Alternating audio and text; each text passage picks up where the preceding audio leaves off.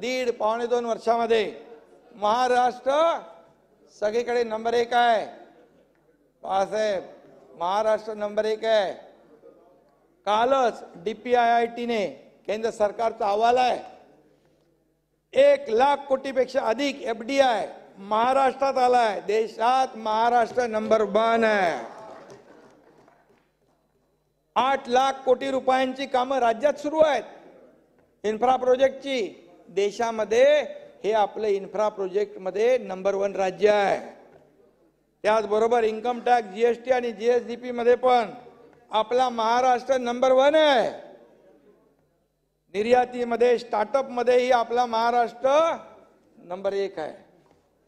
आणि देशातील सर्वाधिक लांबीचा अध्यक्ष महोदय सागरी सेतू आपण उभारला, तिथेही महाराष्ट्र नंबर 1 आहे। त्याच्यानंतर जाताना तुम्ही लोक 15 मिनिटात पार, पहिले 2 घंटे लागायचे। मुंबई पुणे, बाळासाहेब पुढे गेले, सर नाही झालं। मुंबई पुणे मिसिंग लिंकचा टनेल उभारण्यातही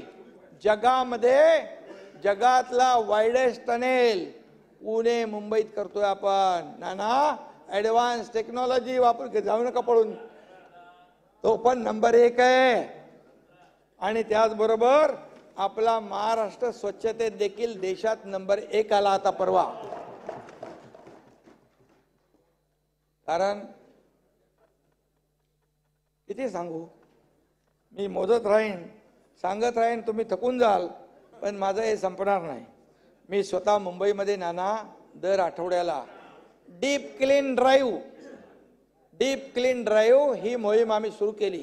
काय नवीन काय नाही, एक सगळ्याकडचे 4-5 ठिकाणचे कर्मचारी आणायचे, मशिनरी मोबिलाइज करायची आणि पूर्ण साफ करायचं। अगदी रस्ता, फुटपाथ, गटर, नाले, पब्लिक टॉयलेट, माती काढून टाकायची, डेब्रिज काढून टाकायचं आणि पाण्याने रस्ते धुवायचे। कधी बघितले होते? बोले काय रे, मुख्यमंत्र्याला काम नाही का, रस्ते धुतोय? अरे पब्लिक आलं, पब्लिक चळवळ झाली, NGO आले, लहान मुलं आले, हजारो लोक आले। आता त्याच्यामुळे काय झालं,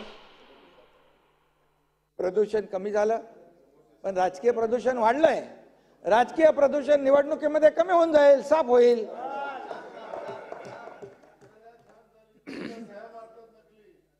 त्याला पकडणार ते बघा, कोणीतरी निघेल, तो जसा निघालाय ना इकडे आता मध्ये, नाही आपलं नाही का मध्ये, ह्याच्यामध्ये मराठा आरक्षण मध्ये तो योगेश काहीतरी निघालाय ना, योगेश, तसाच कोणतरी दुसरा दुर्गेश निघायचा, सावंत। याच्यामुळे नाना आता मुंबईत फिरताना तुम्ही धूळ कमी झालेली दिसेल, समुद्र किनारे स्वच्छ झालेले दिसतील, प्रदूषण कमी होतंय, सगळं वस्तुस्थिती आहे ना। मग मला काय प्रॉब्लेम आहे? माझं काही इगो नाही, माझा काय प्रोटोकॉल मी सगळं बाजूला ठेवतो, मी सगळ्यांना भेटतो, मी सर्वसामान्य माणसाप्रमाणे जातो। मी स्वतःला कधीही CM म्हणजे चीफ मिनिस्टर समजत नाही, मी CM म्हणजे कॉमन मॅन समजतो।